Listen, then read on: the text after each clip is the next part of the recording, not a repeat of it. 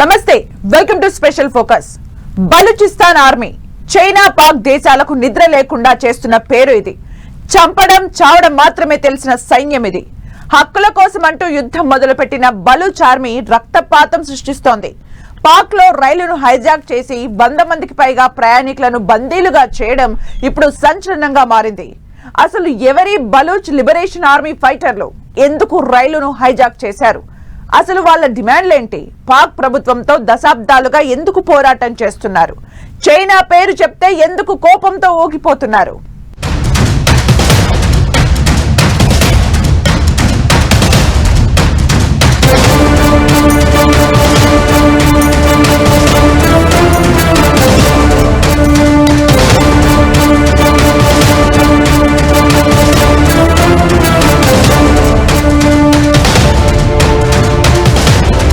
పాక్ చైనాకు చుక్కలు చూపిస్తున్న ఆర్మీ.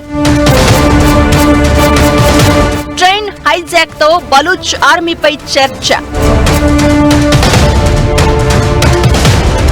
అసలేంటి బలూచ్ ఆర్మీ? వాళ్ళ టార్గెట్ ఏంటి? పాక్ ప్రభుత్వంతో ఎందుకీ పోరాటం? చైనా పేరు చెబితే ఎందుకంత కోపం? ఉగ్రవాదమా? స్వతంత్ర నినాదమా? చేసిన పాపాలు పాకిస్తాన్ను వెంటాడుతున్నాయి. బలం ఉంది కదా అని అడ్డగోలు వేషాలు వేస్తే మొదలయ్యే తిరుగుబాటు ఎంతటి తలపోటో అర్థమవుతోంది. బలూచ్ ఆర్మీనే దానికి బెస్ట్ ఎగ్జాంపుల్. పాక్లో ప్రస్తుతం అంతర్యుద్ధం తీవ్రంగా మారింది. బలూచిస్తాన్కు స్వాతంత్ర్యం కోసం బలోచ్ లిబరేషన్ ఆర్మీ లాంటి వేర్పాటువాద సంస్థలు దశాబ్దాలుగా పోరాటం చేస్తున్నాయి. పాక్ ప్రభుత్వంపై సైన్యంతో ఎప్పటికప్పుడు బలోచ్ లిబరేషన్ ఆర్మీ దాడులు చేస్తూ ఉనికిని చాటుతూనే ఉంది. అయితే ఇప్పుడు రైలు హైజాక్ ఘటనతో ప్రపంచమంతా అవాక్కైంది. 400 మందితో క్వేటా నుంచి పెషావర్ వెళ్తున్న జాఫర్ ఎక్స్ప్రెస్ రైలుపై దాడి చేసిన BLA ఫైటర్లు 100 మందికి పైగా ప్రయాణికులను బందీలుగా పట్టుకున్నారు. రైలు హైజాక్ ఘటన పాక్ ప్రభుత్వానికి ముచ్చెమటలు పట్టిస్తోంది.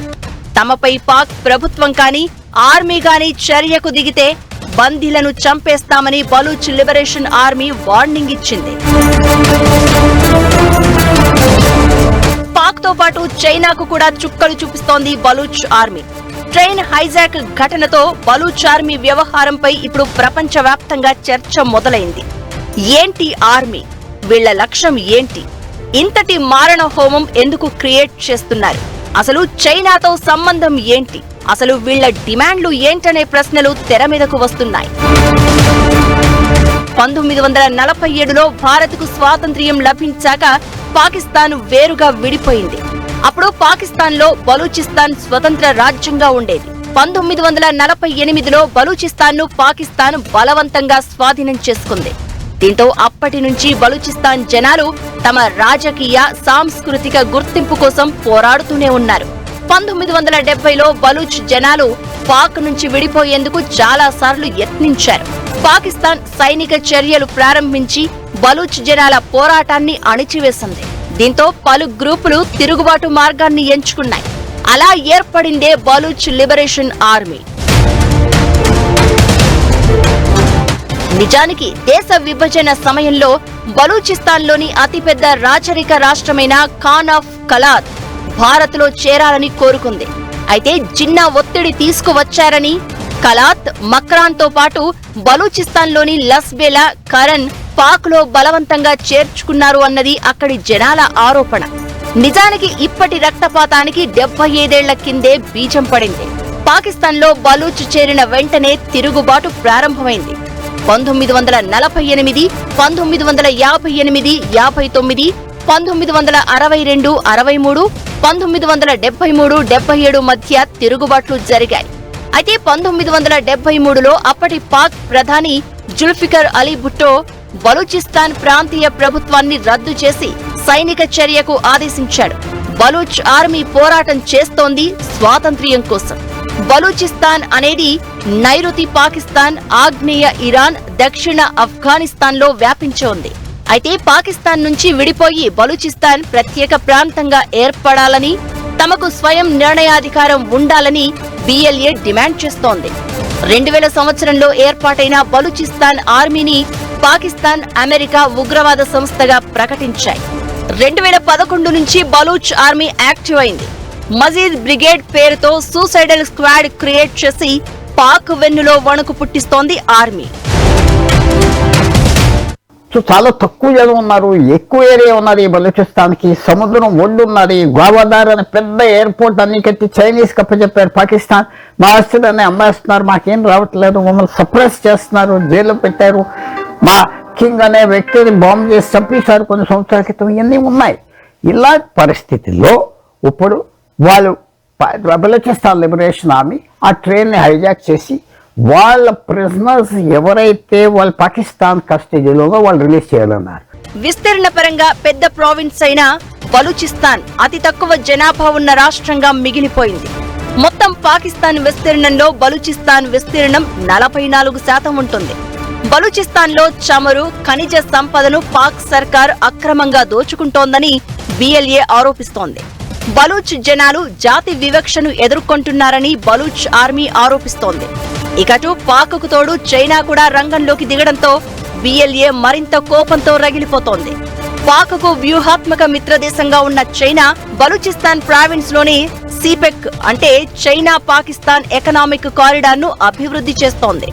దీంతో బలూచ్ ఆర్మీ మరింత దూకుడు పెంచింది. చైనా మౌలిక సదుపాయాల ప్రాజెక్టులు, చైనా ఇంజనీర్ల మీద చాలా సార్లు దాడులు చేసింది.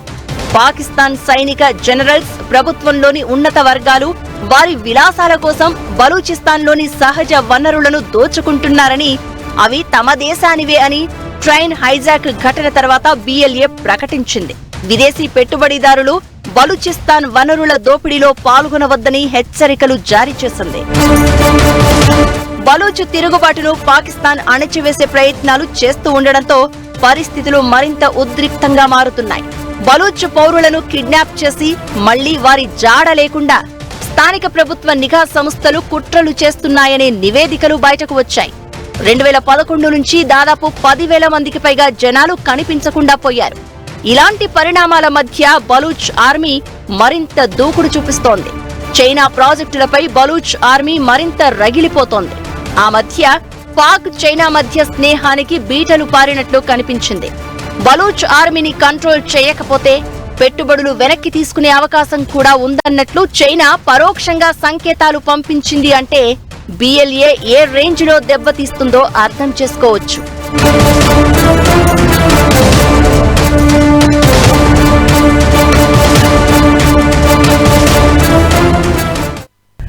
బలూచిస్తాన్ అంటే బంగారు బాతు. జిన్నా చేసిన నమ్మక ద్రోహంతో దశాబ్దాలుగా ఇది రగిలిపోతూనే ఉంది. పాకిస్తాన్ తో పాటు చైనా, ఇరాన్ కూడా బలూచిస్తాన్ మీద కన్నేశాయి. అసలు ఎందుకు ఆ ప్రాంతం అంత కీలకం? ఏమున్నాయి అసలు ఆ ఏరియాలో? బలూచిస్తాన్ మీద డ్రాగన్ కంట్రీ చేస్తున్న కుట్రలేంటి? ఓవైపు బలూచ్ దాడులు, మరోవైపు రగులుతున్న పశ్చిమం. పాక్కు రాబోయే రోజుల్లో చుక్కలు తప్పవా?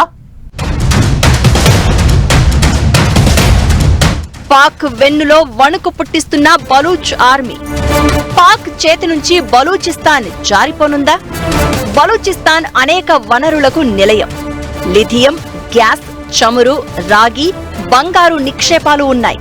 వీటిని సొంతం చేసుకునేందుకు పాక్ ప్రభుత్వంతో పాటు చైనా ప్రయత్నిస్తోంది. దీనికోసం అక్కడి జనాల హక్కులను పట్టించుకోవడం లేదు. ఇక బలూచిస్తాన్లో గ్వాదర్ పోర్టుని చైనానే నిర్మిస్తోంది. జిన్జియాంగ్ ప్రావిన్స్ ను గ్వాదర్ పోర్టును కలుపుతూ రోడ్డు మార్గాన్ని నిర్మిస్తోంది చైనా.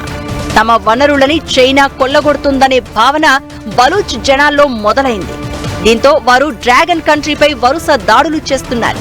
ప్రాజెక్టు మీద, ప్రాజెక్టులో పనిచేసే అధికారుల మీద వరుస దాడులకు దిగుతోంది. అందుకే ప్రపంచంతో వాణిజ్య సంబంధాల కోసం మలక్కా జలసంధిపై చైనా ఆధారపడుతోంది.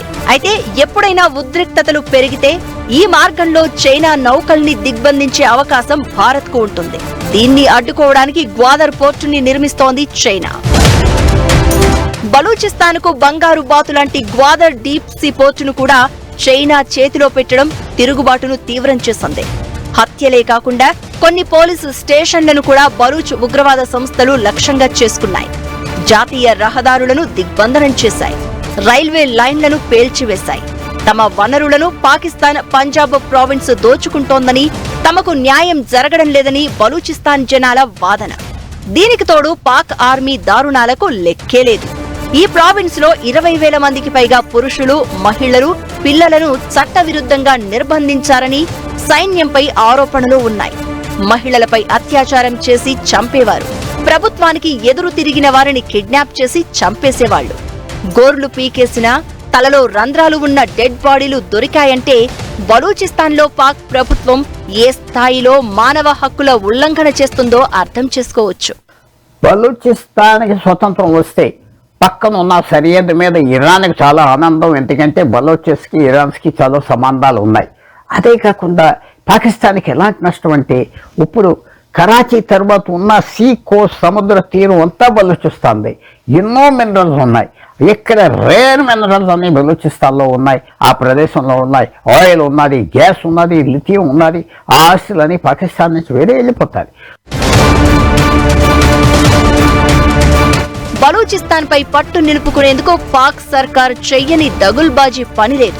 అక్కడ ఉండే బలూచీలు, పఖ్తూన్ జనాల మధ్య విభేదాలు రాజేస్తూ BLA దూకుడుకు అడ్డుకట్ట వేసే ప్రయత్నం చేసినా ఏదీ సక్సెస్ కాలేదు. తమ దేశం, తమ హక్కులు అనే నినాదంతో బలూచ్ ఆర్మీ దాడులు ముమ్మరం చేసింది. మోడర్న్ వార్ఫేర్ లోనూ వాళ్లు ప్రావీణ్యం సాధించినట్లు కనిపిస్తోంది. దీంతో పాక్ సర్కార్ ఆర్మీ చుక్కలు చూస్తోంది. ఇలాంటి పరిస్థితుల్లో పాకిస్తాన్ నుంచి బలూచిస్తాన్ చేజారుతున్న పరిస్థితులు కనిపిస్తున్నాయి. నిజానికి ప్రస్తుతం బలూచిస్తాన్లోని క్వేటా, తర్బూత్ లాంటి కొన్ని ప్రాంతాల్లోనే పాక్ ప్రభుత్వ ఆధిపత్యం ఉంది. మిగిలిన ప్రాంతాల్లో తిరుగుబాటుదారులదే పైచేయిగా ఉంది. ఓవైపు బలూచ్ ఆర్మీ చుక్కలు చూపిస్తుంటే పశ్చిమ ప్రాంతంలోనే తెహ్రీకే తాలిబాన్ పాకిస్తాన్ సంస్థ కూడా పాక్ సైన్యాన్ని ముప్పు తిప్పలు పెడుతోంది. పాకిస్తాన్ జాతి పితగా పిలిచే మహ్మద్ అలీ జిన్నా బలూచిస్తాన్కు చేసిన నమ్మక ద్రోహంతో ఆ ప్రాంతం కొన్ని దశాబ్దాలుగా రగులుతూనే ఉంది. పాక్ నుంచి విముక్తి, తమ వనరులపై హక్కుల కోసం బలూచ్ జనాలు తిరుగుబాట్లు చేస్తూనే ఉన్నారు. అయినా సైన్యం సాయంతో కుట్రలు చేస్తూ పాక్ ప్రభుత్వం ఈ తిరుగుబాటును అణచివేస్తూనే ఉంది. అయితే ఇప్పుడు బలూచ్ లిబరేషన్ ఆర్మీ పాక్ రైల్వేకి చెందిన రైలును హైజాక్ చేయడం సంచలనంగా మారింది. అయితే ఇప్పుడు బందీలను అడ్డుపెట్టుకుని బలూచ్ ఆర్మీ ఎలాంటి డిమాండ్లు వినిపించబోతోంది అన్నది వరల్డ్ వైడ్ గా హాట్ టాపిక్ అవుతోంది. మరోవైపు ఖైబర్ పఖ్తూన్ఖ్వాలో తెహ్రీకే తాలిబాన్ సంస్థ దూకుడు, మరోవైపు వెంటాడుతున్న ఆర్థిక కష్టాలు.